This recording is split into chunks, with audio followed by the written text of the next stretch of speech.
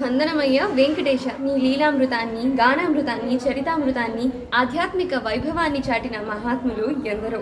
కలియుగ ప్రత్యక్ష దైవమైన నీ సన్నిధిలో నేను విద్యాభ్యాసం చేయడం ఏంటి, తిరుమల కథలు పేరిట నీ చరితామృతాన్ని తెలియజేయడం ఏంటి, అంతా నీలీలే కదా స్వామి.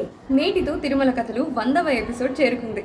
నాకు తెలిసిన, నేను చదివిన, సేకరించిన, పెద్దలెందరో వెలుగులోకి తెచ్చిన వివరాలన్నీ గుదిగుచ్చి తిరుమల కథలు ప్రారంభించాను. నీ కరుణా కటాక్షాలు, పాఠక పరమేశ్వరుల అండదండలతో అది ఓ శతకమే అయ్యింది. ఈ భక్తి పరంపరను, చరిత్రను కొనసాగించేలా అనుగ్రహించు తండ్రి. తిరుమల కథలు 100 ఎపిసోడ్లు చేరుకున్న శుభతరుణంలో నన్ను ప్రోత్సహిస్తున్న వీక్షక మహానుభావులందరికీ శిరస్సు వంచి వందనాలు తెలియజేసుకుంటూ, ఈ ఆదరణ నిత్య కళ్యాణం పచ్చతోరణంలా, ఆ తిరువేంకటనాథుడి ఆశీస్సుల్లా నిత్యం కొనసాగాలని కోరుకుంటూ మీ హిందూస్ మావురి. నమస్కారం. మీ మావురి కథలకు స్వాగతం. తిరుమల కథలు 100వ ఎపిసోడ్కు సుస్వాగతం.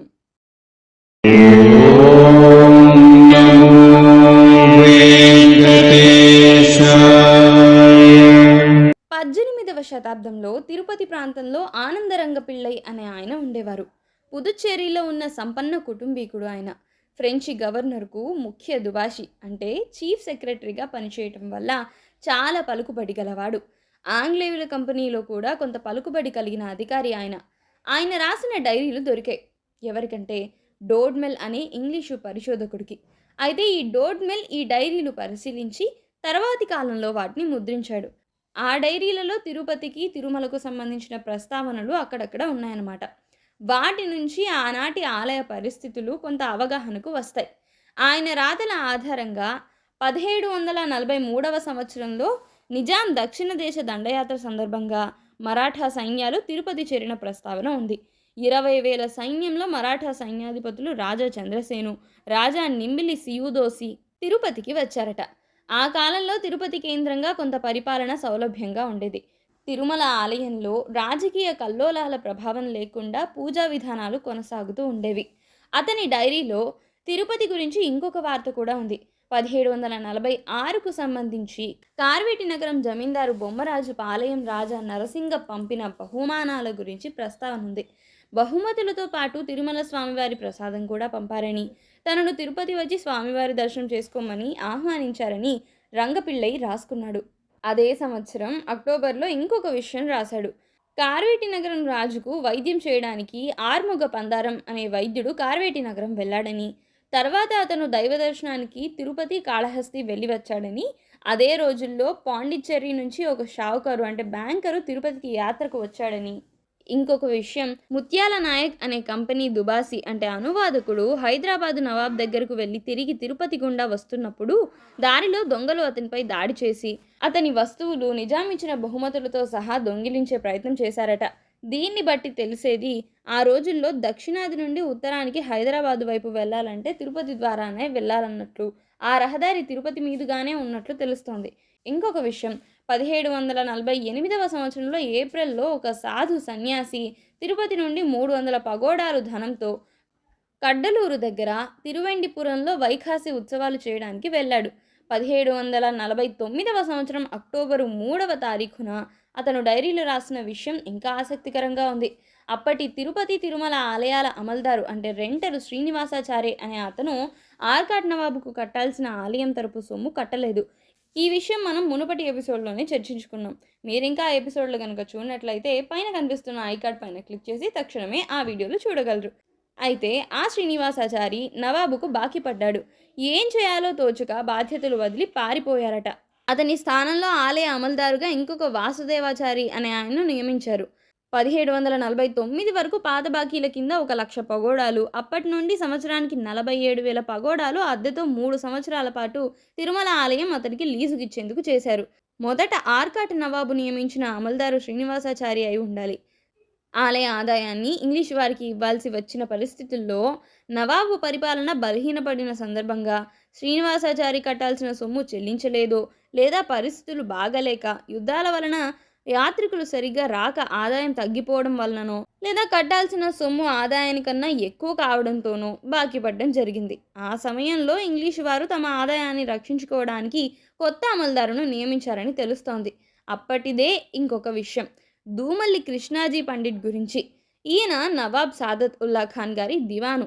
ఈయన గోల్కొండ వ్యాపారులనే తెలుగు బ్రాహ్మణుడు. నిజాముకు చాలా సన్నిహితుడు, నమ్మకస్తుడు.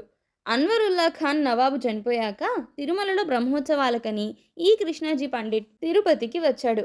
అలా వచ్చినప్పుడు శ్రీనివాసాచారికి అమల్దారి మంజూరు చేయడం జరిగిందని, ఆర్కాట్ నవాబు నుండి ఈయన కర్పూరం, గంధం, పునుగు లాంటి సుగంధ ద్రవ్యాలు ఇవ్వమని అధికారికంగా అడిగి తీసుకొని ఆలయానికి సమర్పించాడని, తన ద్వారా అంటే డైరీ రాసిన ఆనందరంగ పిళ్ళై ద్వారా వారి సైన్యం ఉడయ్యారు పాలెంలో బస చేస్తుండగా అక్కడికి వచ్చి అక్కడే ఈయన చనిపోయాడని ఆ డైరీ వెల్లడిస్తోంది.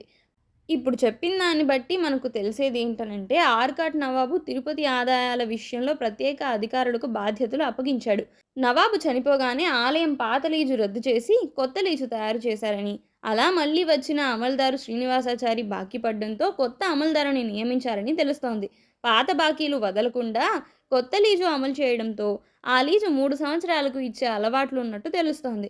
అంటే ఆలయంలో వచ్చిన ఆదాయంతో నిమిత్తం లేకుండా అమల్దారు సంవత్సరానికి ఇంత ఇవ్వాలని ముందే నిర్ణయం చేసి, అలా ఆ అమల్దారు 3 సంవత్సరాలు ఆలయ ఆదాయాలు అనుభవించే అవకాశం ఉన్నట్లు తెలుస్తోంది. ఈ కృష్ణాజీ పండిత్ నిజాం నవాబు తరపున ఆర్కాట్ నవాబ్ దగ్గర పనిచేయడానికి వచ్చాడు. గోల్కొండ నవాబ్తో పోరాటంలో ఆర్కాట్ నవాబు ఓడినప్పుడు ఇస్తానని వాగ్దానం చేసిన సొమ్ముని ఆర్కాట్ నవాబు నుండి రాబట్టుకోవడానికి చేసిన వ్యవస్థే ఈ కృష్ణాజీ పండిత్. అయితే ఆనందరంగ పిళ్ళై డైరీలు పరిశీలన చేసి, ఎడిట్ చేసి డోడ్మెల్ ఈ విషయాలపై విశ్లేషణ చేస్తూ చెప్పిందేంటంటే, తిరుపతి ఆలయాల ఆదాయం, తిరుమలలో 3 బ్రహ్మోత్సవాలలో యాత్రికుల నుండి వచ్చిన రాబడి, 45,000 పగోడాల పైన 52,000 రూపాయలు. ఇలా పారిపోయిన శ్రీనివాసాచారినే మళ్ళీ తర్వాత కాలంలో కంపెనీ వారు తమ తరపున తిరుమల ఆలయ అమల్దారుగా నియమించారట. ఈ సందర్భంగా ఇంకొక విషయం కూడా విశ్లేషణకు వచ్చింది. తిరుమల ఆలయం ఆదాయం 2 రకాలు. ఒకటి, తిరుమల దేవాలయంలో యాత్రికులు ప్రతిరోజు లేదా ఉత్సవాల్లో ఇచ్చిన కొప్పెర కానుకలు. రెండవ ఆదాయం ఆలయానికి ఉన్న దేవాదాయ గ్రామాలు, భూములపై వచ్చిన ఆదాయం. 45,000 పగోడాలు దేవాదాయ గ్రామాల భూములపై ఆదాయం అని, 52,000 రూపాయల ఆదాయం యాత్రికుల కానుకలని తెలుస్తోంది. ఆర్కాట్ నవాబు అమల్దారులను నియమిస్తున్నప్పుడే ఈ 2 రకాల ఆదాయాల విషయం నిర్ణయం చేసేవాడని తెలుస్తోంది.